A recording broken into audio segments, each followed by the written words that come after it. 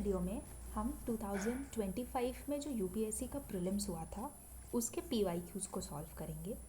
जो प्रीलिम्स का जो एग्ज़ाम होता है वो आपका नॉलेज तो आपको होनी चाहिए डेफिनेटली, बिना नॉलेज के तो आप पेपर नहीं दे सकते हो, लेकिन नॉलेज के साथ साथ प्रैक्टिस का बहुत बड़ा रोल है।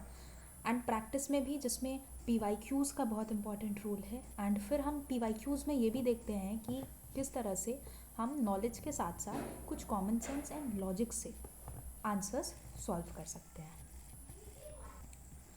तो यूपीएससी जो पेपर बनाता है प्रीलिम्स का, उसके 100 क्वेश्चंस में से बहुत सारे ऐसे क्वेश्चंस होते हैं जिनकी नॉलेज किसी को नहीं होती है, मेजॉरिटी लोगों को नहीं होती है, बट फिर भी वैसे क्वेश्चंस को भी हम अप्रोच कर सकते हैं एंड सही आंसर ला सकते हैं। किसी प्रकार का ट्रिक नहीं है, बस थोड़ा सा कॉमन सेंस, थोड़ा सा लॉजिक और पीवाईक्यू का एनालिसिस। तो ये 2025 का ऑफिशियल पेपर है जो यूपीएससी ने कंडक्ट किया था पिछले साल 25 मई को। हम थोड़ा इस पे हम नज़र डालेंगे, कुछ क्वेश्चंस हम इसके सॉल्व करेंगे जिसमें नॉलेज लगेगा, नॉलेज, अदरवाइज हम कॉमन सेंस एंड लॉजिक को कैसे यूज़ करना है इस पे ज़्यादा फोकस करेंगे। तो हम स्टार्ट करते हैं। जो पहला क्वेश्चन है वो है हमारा ऑल्टरनेटिव इन्वेस्टमेंट फंड पे। अब जैसे ये जो क्वेश्चन है ये इकोनॉमी का क्वेश्चन है, इकोनॉमी में भी ये फाइनेंशियल मार्केट का क्वेश्चन है। ऑल्टरनेटिव इन्वेस्टमेंट फंड एक ऐसा थीम है जो आई थिंक अभी तक पीवाईक्यू में तो कभी नहीं पूछा गया था, बट हाँ करंट अफेयर्स में ये ज़रूर बना रहा है। लेकिन ये जो क्वेश्चन है अगर हम इसको ध्यान से देखें तो एक बहुत ये कॉमन सेंस एंड लॉजिक से होने वाला क्वेश्चन है। क्वेश्चन में ये पूछा हुआ है कि with reference to investment consider the following, how many of the above are treated as alternative investment funds. So exam hall में हुआ ये था कि ऑल्टरनेटिव इन्वेस्टमेंट फ़ंड के बारे में मुझे नॉलेज नहीं थी, लेकिन अगर हम ये नाम देखें, जैसे बॉन्ड है, स्टॉक्स है, ये हम फाइनेंशियल मार्केट में पढ़ते हैं। जब भी फाइनेंशियल मार्केट का आप स्टैटिक कवर करोगे, आप बॉन्ड्स के बारे में, स्टॉक्स के बारे में आप पढ़ोगे, ठीक है। ऑल्टरनेटिव इन्वेस्टमेंट फंड, इसके नाम से हमको समझ में आ रहा है कि कुछ ऑल्टरनेट तरीका है इन्वेस्ट करने का। तो मैंने यहाँ पे बस दिमाग यही लगाया था कि जो बॉन्ड्स एंड स्टॉक्स हैं ये हम फाइनेंशियल मार्केट में पढ़ते हैं, और जब भी इन्वेस्टमेंट की बात होती है बॉन्ड्स एंड स्टॉक्स का नाम आता है।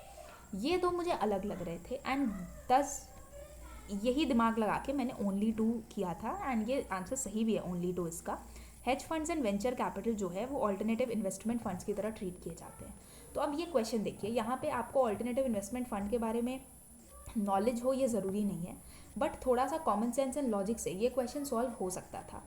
आई नो एग्ज़ाम हॉल में ये पॉसिबल नहीं होता है इतना लॉजिक लगाना, कॉमन सेंस लगाना, क्योंकि वो एग्ज़ाम हॉल का प्रेशर अलग होता है, बट वही प्रैक्टिस हमको करनी है। तो ये जो है ये क्वेश्चन नंबर 1 था, ठीक है, ऑल्टरनेटिव इन्वेस्टमेंट फंड का। उसके बाद ये sources of income for RBI, ये प्योर स्टैटिक पोर्शन है, यहाँ पे कोई लॉजिक, कोई हैक नहीं काम करेगा, ये प्योर स्टैटिक है। अगर आप बेसिक पढ़ाई कर रहे हो यूपीएससी की तो आपको आरबीआई के सोर्सेज के बारे में डेफिनेटली पता होना चाहिए।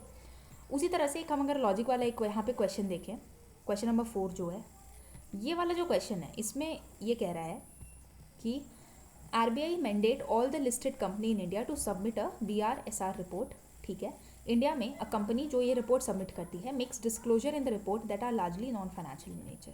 अब ये वाला जो क्वेश्चन है यहाँ पे हम अपना यूपीएससी का जो है पुराना वाला दिमाग लगाएंगे थोड़ा सा, पीवाईक्यू एनालिसिस का। एक सेकेंड, इस वाले क्वेश्चन में अगर हम देखें तो सबसे पहला जो स्टेटमेंट है, RBI mandates all the listed company, पहला रेड फ्लैग हमारा ऑल, ठीक है।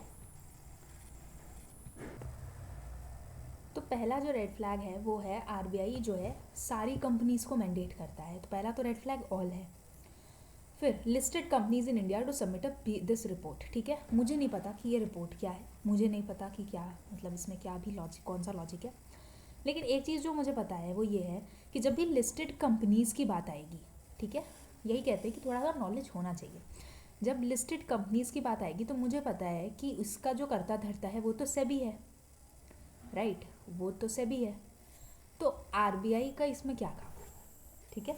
अगर कंपनीज़ ये रिपोर्ट सबमिट करती भी हैं तो आरबीआई को क्यों करेंगी, क्योंकि लिस्टेड कंपनीज़ का करता धरता तो सेबी है, ठीक है।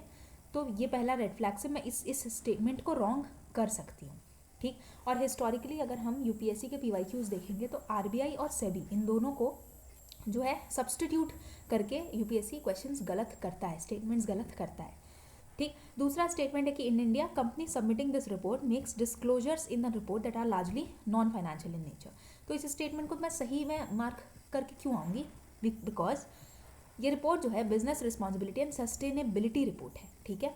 तो हो सकता है जैसे अगर सस्टेनेबिलिटी है तो ऑब्वियसली ये नॉन फाइनेंशियल इन नेचर होगी।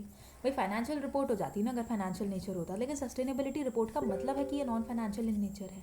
इसीलिए इस स्टेटमेंट को मैं सही बता के और फर्स्ट को गलत एंड सेकंड को सही, सो 2 ओनली पे मैं कर सकती हूँ।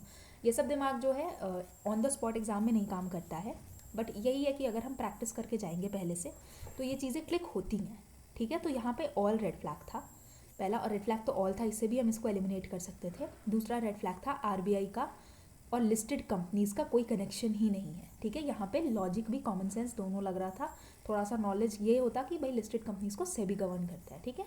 सो ये एक स्टेटमेंट था। उसके बाद जो है और भी बहुत सारे ऐसे एग्जाम्पल्स हैं, हम जो है नेक्स्ट वीडियो में देखेंगे, ठीक है। Thank you.